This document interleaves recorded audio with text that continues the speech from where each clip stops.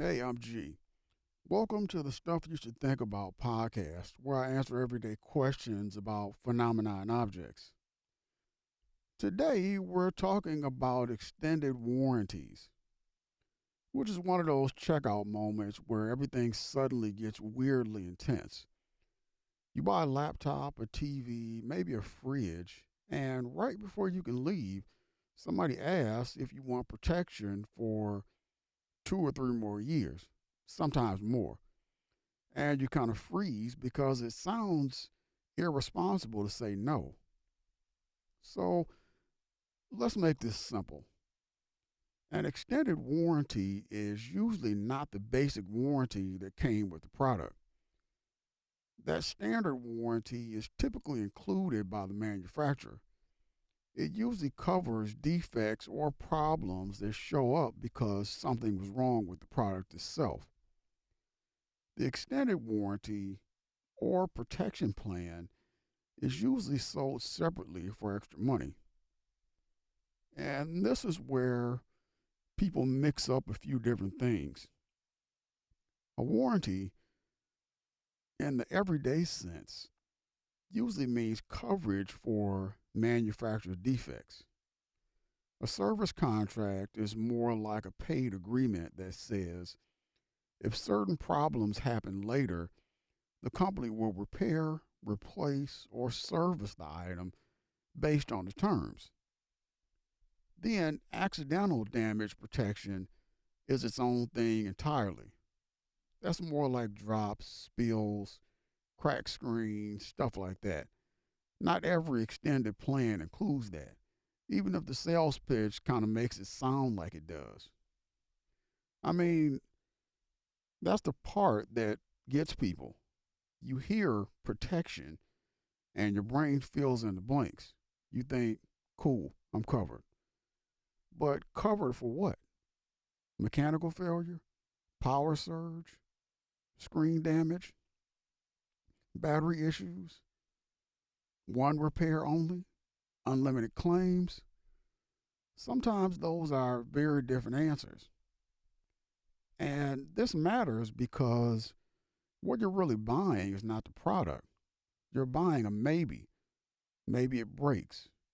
Maybe the repair is expensive. Maybe the claim goes smoothly. Maybe it doesn't.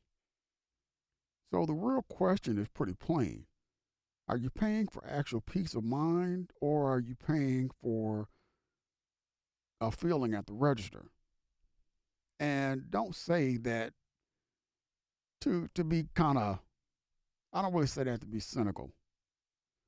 Some people genuinely like knowing there's a plan in place, especially if they hate surprise expenses.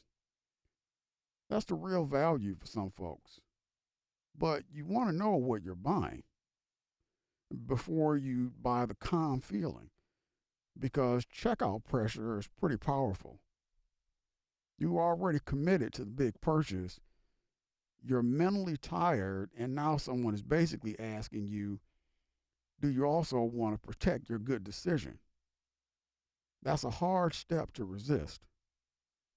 So the takeaway is this: an extended warranty is usually an extra cost protection plan beyond the manufacturer's standard coverage.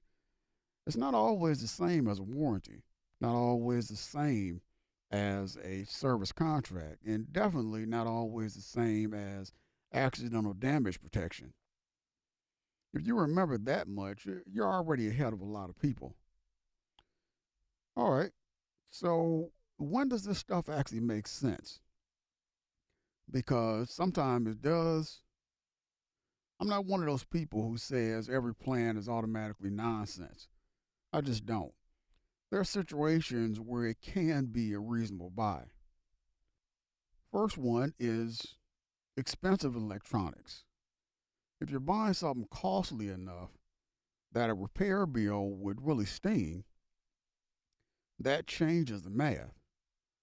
Same thing with big appliances that are hard to repair or annoying to replace. If the item is expensive, complicated, and not something you can actually casually swap out, coverage gets more appealing pretty fast.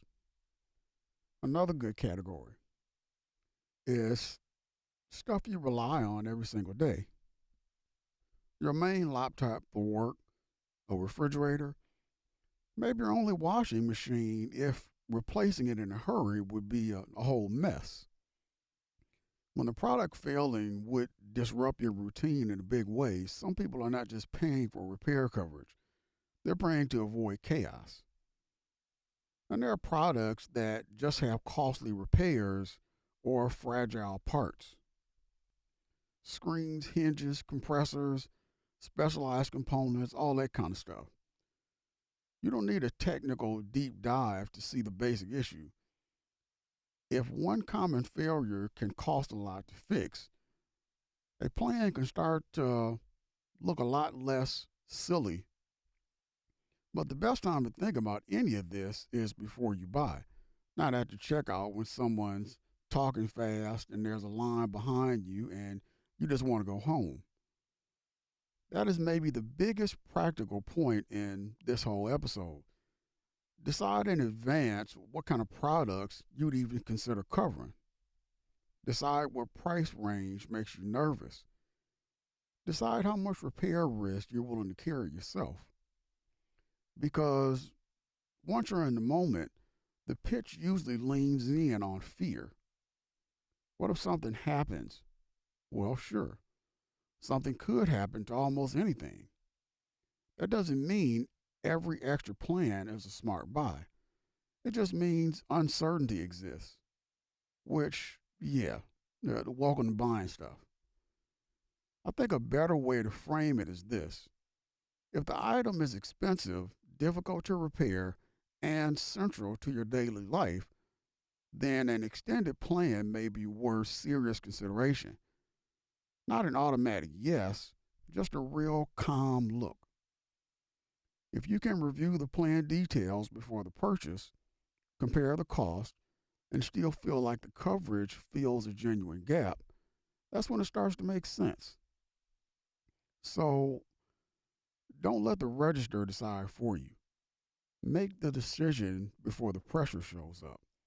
That alone will save a lot of regret. Now, on the other side, because honestly, this is probably where a lot of purchases land.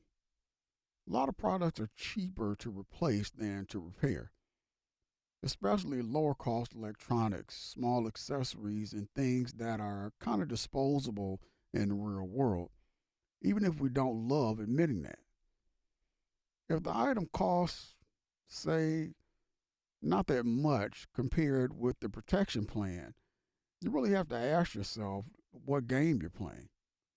If replacing the thing later would be annoying but manageable, paying extra now for years of maybe coverage may not be the best move. You might be protecting yourself from a problem that would cost less than the plan itself. And this is where fine print matters. Some plans sound broad until you read the exclusions. Maybe certain damage isn't covered. Maybe there's a deductible. Maybe there's a claim limit. Maybe the coverage only kicks in after the manufacturer warranty ends. Maybe shipping, diagnostics, or approval delays may make the process more frustrating than you expected. I'm not saying every plan is bad. I'm saying the phrase covered can do a lot of heavy lifting. People often buy things to get rid of uncertainty. That's the psychology of it. You're not just buying repair help, you're buying relief. You're buying the ability to stop worrying, and companies know that. They know checkout is the exact moment when peace of mind sounds amazing because you've already spent money and now you desperately want to avoid spending more money later. But sometimes the calmer move is to skip the add on and keep that money yourself. Start a little self assurance fund. Nothing fancy, just the amount you would have spent on a warranty left in savings. Then, if something breaks down the road, you got money set aside for a repair or replacement. And if nothing breaks, great. The money is still yours. I actually prefer this approach for smaller items because it avoids the whole nickel and dime feeling. You're not buying a separate plan for headphones, a toaster, a budget tablet, a game controller, and all that kind of stuff. You just keep a cushion and it's there when you need it. So if the product is pretty cheap, easy to replace, or really not worth dealing with a complicated claim process, skip the extended warranty is, to me, and usually the better choice. Less paperwork, less false comfort, and it's more flexibility. Okay, so let's make this practical. You're buying something. The protection plan pops up, and you need a fast decision without spiraling. Here's the shortcut: compare the plan price with three things: likely repair cost, full replacement cost, and how reliable you think the product is likely to be. If the plan costs a big chunk of the item's replacement price, that's a warning sign. If the product would be cheap to replace, that's another one. If repairs tend to be expensive or the product seems costly to service, then okay, maybe the plan deserves a closer look. Then ask a few plain questions. What exactly is covered? Not is it protected, but what specifically counts? How do claims work?